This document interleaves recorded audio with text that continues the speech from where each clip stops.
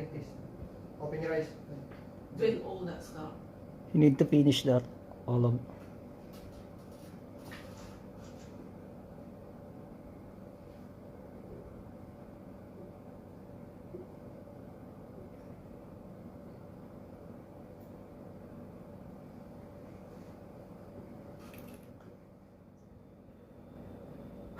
Pakiubos po yun, ma'am. Pakiubos. After maubos ng ininom, pakiramdaman po yung iniindan yung karamdaman. Kung kamusta po, may pinagbago o wala, aminin po man kung meron po o walang pinagbago. Dun sa iniindan yung po karamdaman. Especially, sabi niyo po sa mata, pinaka-main problem niyo.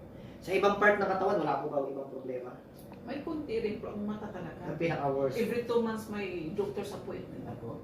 So, yan. Sa ibang part ng iniinda nyo, pakiramdaman nyo po, pati sa mata nyo, kung after kayong madasalan, after kumantay na yan, after kayong madasalan at pakainom ng healing water, pakiramdaman nyo po kung kamusta.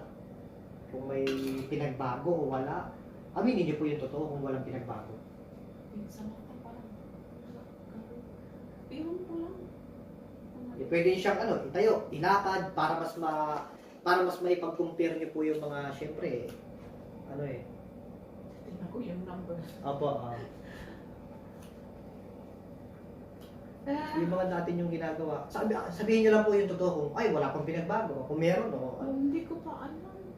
Kasi mamata ko ang talagang pinakamay na problema. Kumbaga sa ngayon, parang feeling nyo parang same pa rin. Ako'y nakatayo, parang ganun. Nung dati, parang ka nahihilo, parang ka may vertigo po.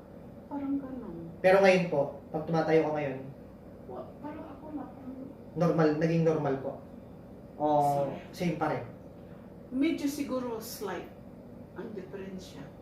Ibig sabihin, may pinagbago ng kaunti. Very little. Siguro malalaman ko yan siguro mamaya pag may bata sa akin. Sige, try nyo na po ngayon, ma'am, para baka sa cellphone or sa libro or ano man.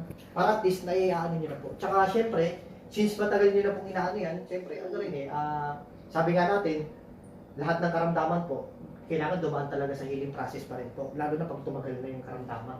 Oo, matagal. Pero kung merong kahit slightly changes, napakalaking bagay po nun. Kasi napaka-imposible naman after kayong madasalan. After kayong meron na pong pinagbabago kaagad. I think a little bit. I can say this without glasses.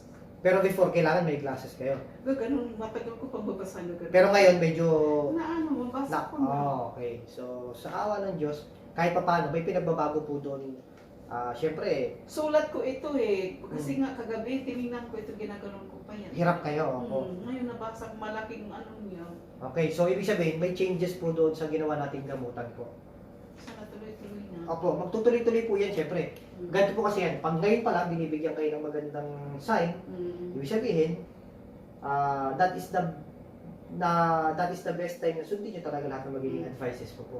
Para at least, yung kagalingan ngayon, magtutuloy-tuloy at in the future, hanggat maaari, pagka okay na 100%, yung hindi na kayo makapitan ng ganyan sakit ulit. Kaya po ako nag-advise. So Pinoy babae. Isa rin yung sa anak ko, babae din. Same lang po yun, kaya hindi lang kayo niya nakikita ang tablan ng gusto, kaya idadamay ang pamilya. Dito yan sa Pinas o doon sa? Opo, sa Pinas yan. Sa Pinas? Maybe, possible kasi, dito ang gumagawa, pero doon yung nagpapagawa. Pwede kasi yun. Kasi, ang makikita niyan kung sino yung gumagawa. Okay. Pero, I'm not surprised. pero kasi, di ba, possible yun. Kapwa mo Pinoy doon, dito pinapagawa. May mga kakilala dito, tapos, siya na, ang trabaho niya na doon, kukuha ka ng picture, kukuha yung pangalan mo, eto, gantuhin mo yan, ganito. Parang naigit kasi asawa ko super bait.